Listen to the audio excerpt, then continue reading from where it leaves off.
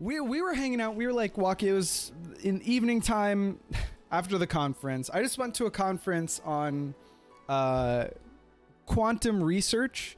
I do quantum research. I'm a quantum physicist. I went to a conference last week that was about quantum research. I met a lot of cool people. And you know what happens when you meet new people who are like in the same niche field, you know, you get to know each other and you sort of like exchange fun stories, right? And so we were just talking. It was like a bunch of people from my lab, and you know, we met these people from like all over the place, and we talked a bunch of shit and sort of, you know, reminisce. We like exchanged some funny stories about like members of our lab who have done like funny things, right? And so then we asked this quiet guy in the group, no names for obvious reasons, but I was like, hey man, like your turn, like what's the, you know, you got any tea to spill? You got anything like fun ever happen with your lab? You got any shit to talk on your lab mates? It's like, let me think. Oh yeah, well there was this one thing. So what happens is, here's the story. This guy's working late in the lab one day, right? He's working on like a sample that he's producing, you know, something to do with quantum. I won't give many, there aren't too many people in the field, so I won't give too many specifics. But it's like late night in the lab. I mean, I've had so many of those. He's just hanging out. One of his lab mates comes in. It's late, and it's not like crazy for people to like be in the lab super late, but you know, sort of everyone in the department has left, so he thought he was alone. And this guy comes in, and he comes in with like a mad look in his eye. And he pulls up and he's like, hey, check this out. And and the guy's like, what is this? I need to use names. What's the first name? What's the name? How about Alex? Let's call him Alex. It's not Alex Bay. His name isn't Alex, but he's like, Alex. This is the guy who's telling me the story. Check this. Like, I need you to look at this. And he's like, well, what is it? Like, I'm doing work. And he's like, no, Alex, look. He's got a single ply of toilet paper in his hand. He comes up to like the station. Alex isn't my real name anyway, so fantastic. There we go. So it comes up and he places the piece of toilet paper on the table and he just stares at it. Quietly wide-eyed. And Alex is like, what are you doing, man? He's like, no, listen. Like, you guys could use Alice and Bob. I've already decided. He's like, listen, just don't, like, give me a moment and just watch.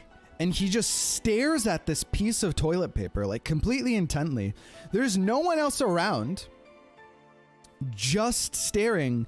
And eventually, Alex loses a little bit of patience because he's, like, trying to work. He's like, just tell me what's supposed to happen so that I can pretend that it's happened.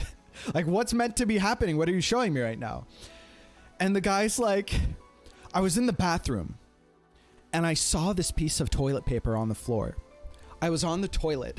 It's like, gross. Okay. And he was like, I stared at this piece of toilet paper and I made the toilet paper move with my mind. And he's like, you're fucking with me. Like, very funny. But this guy was like, no, listen to me. Like, I'm not joking. Here's the thing. We know that brains emit electromagnetic waves, right? That's like how they work. And the guy's like, yeah, electromagnetic waves. Alex is like nodding along. He's like, well, electromagnetic waves, you know, like some people just have like more cognitive function than others, right? And this guy, I can't put in too many demographic details, but suffice it to say, the person who's not Alex in this situation, who's got the toilet paper, is like he's like a celebrated student in that he's like participated in very prestigious like competitions and done very well in like his coursework. So he is like a very brilliant person. People like acknowledge the brilliance of this student, right? Bro, what is the story? The guy needs help. Dude, I know. Part of it is tragic, but it's also so outlandish that, like, I need to share this story. Like, you know, and this is apropos of nothing. There's no subtext. There's not, like, I always knew something was off about that guy, right? He's, like, a successful person. You absolutely need to share, yes. Yeah. I'm not here to, you know, to caveat this. I'm not here to, like, point a finger at like the mentally ill and like make a mockery of them, right? Like I'm very empathetic to the situation, but like that being said, like I need to share this story with you. So like this person obviously needs help, but anyway, he's like, listen, like my brain function is superior. This is like objectively demonstrated. What I'm telling you is that by focusing sufficiently hard, the electromagnetic waves that my brain generates exude and aren't confined. They're not confined to my skull. And, you know, by like emitting electromagnetic waves outside of my brain, I've polarized the sheet of paper. He's like, yeah, polarize the sheet of paper. That, you know, like that, the physics checks out. And he's like, I polarized the sheet of paper and they've moved up the electric field gradient. And I've caused the piece of paper to move. And you guys like, I mean, the physics is sound, but you know, that's cool. And the guy was insistent. He was like, I'm going to prove it to you. And eventually Alex was just really uncomfortable and he didn't want to stay alone with this person in the lab. So he was just like, okay, man, well, I'm glad that you shared this with me, but I really need to go. It was just like too uncomfortable to be alone with this person. So he left, right?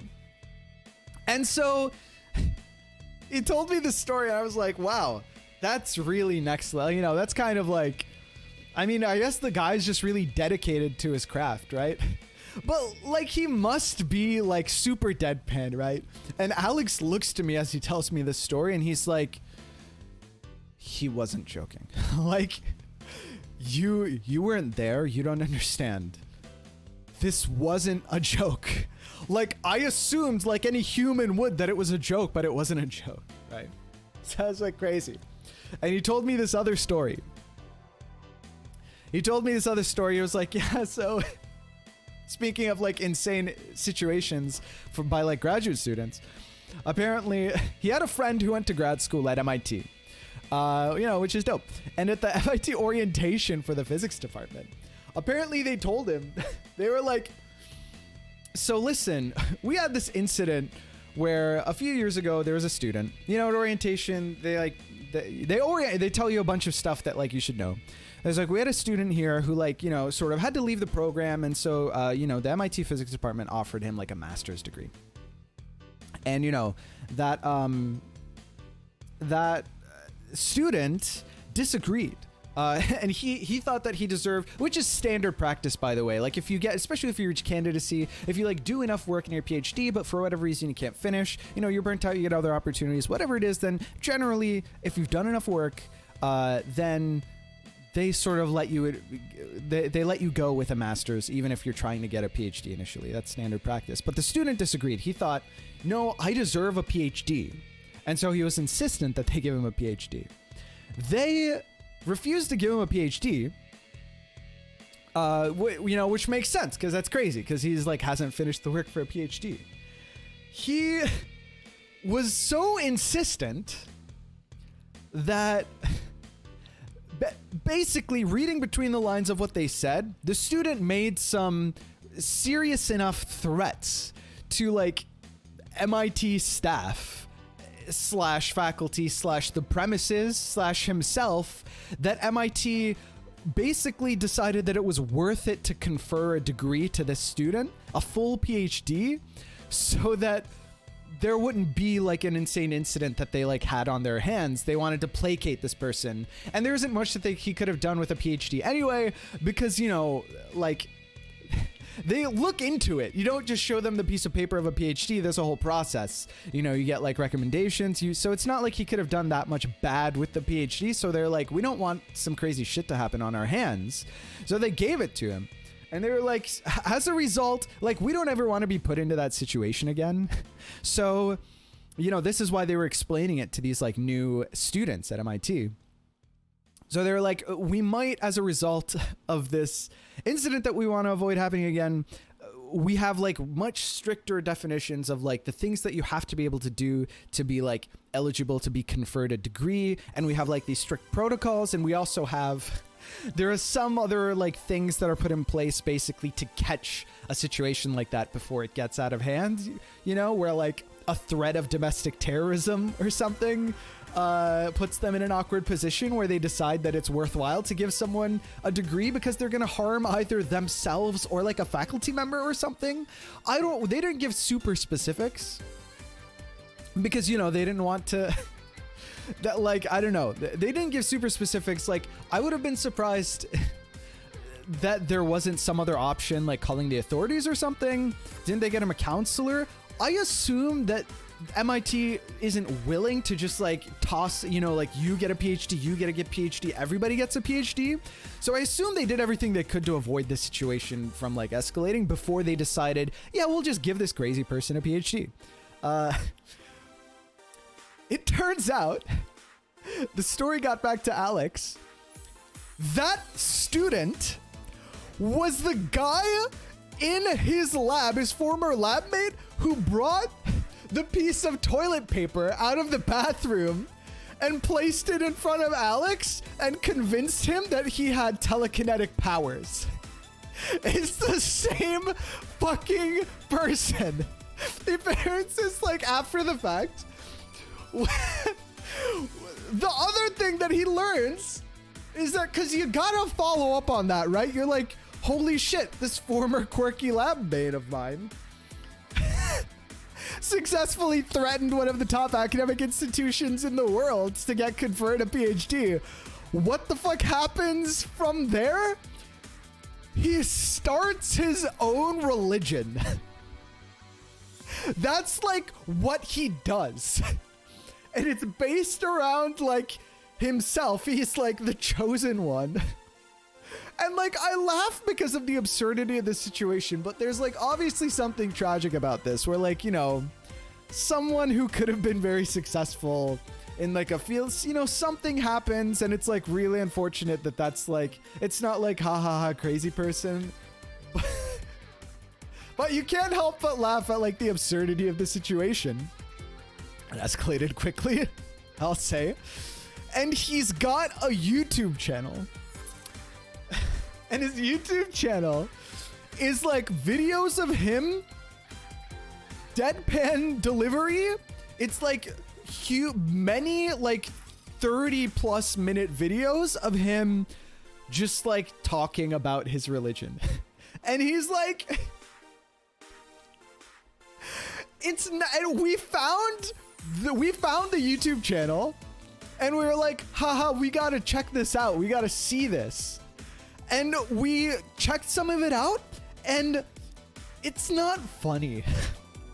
It's like this guy and he's like alone in a room and he's kind of, he's got like a Ralph Lauren like polo like pullover on, which is funny. He's like really put together and he's got like sort of straight wavy hair, not curly like mine, but similar length. And he's got a center part and he's got like the headband around like here, like the thin headband. And he's really got the Messiah look going on. And he just stares in all of these videos. He stands up straight motionless, stares directly into the camera, and just speaks in this deadpan, unwavering eye contact. And there's like nothing behind. It's like sinister, dude. It's not fun to watch. It's like unsettling. I don't even know. I don't believe that he has a YouTube channel. Should I share the YouTube channel? I don't know if that, I mean, I guess he puts it out. Is there anything bad that could come of sharing the YouTube channel? I don't know. I want to like respect everyone's privacy involved. I mean, this person obviously doesn't, it's real like Charles Manson vibes, man. Then again, Charles Manson was kind of charismatic, but so that's not like this person. Maybe on Discord, definitely not in the chat. Share it in Discord. Right, I guess I'll share it in my Discord. I'll share it in the Tea Lounge chat, I guess. In the Discord. I won't share the YouTube channel, but I think it's something like...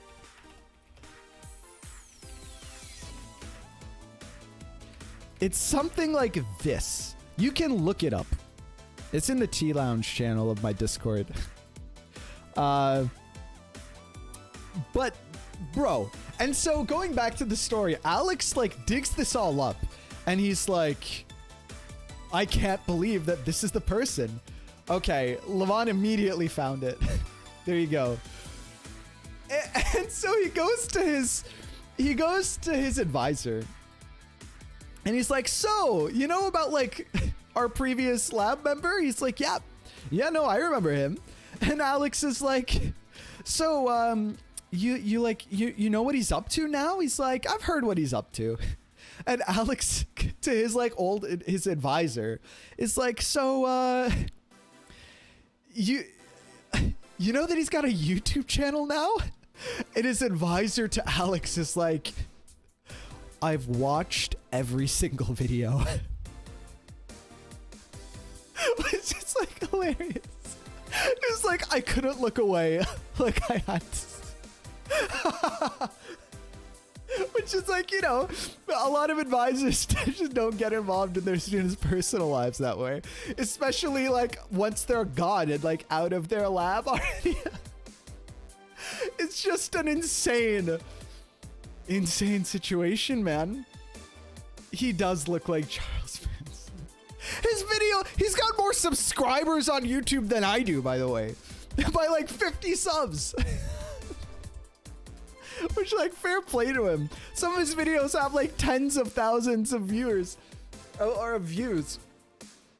I expected I expected the end of the story to be like, I'm glad you brought it up, Alex, because I wanted to share with you the good word. Have a seat, you know, like he's got him too. But yeah. And that's the least salacious of the stories that I have to share with chat. I like the others, I'm not sure that I could like remove the personal gotta start a religion. His videos are doing really good. Yeah, man. Yeah.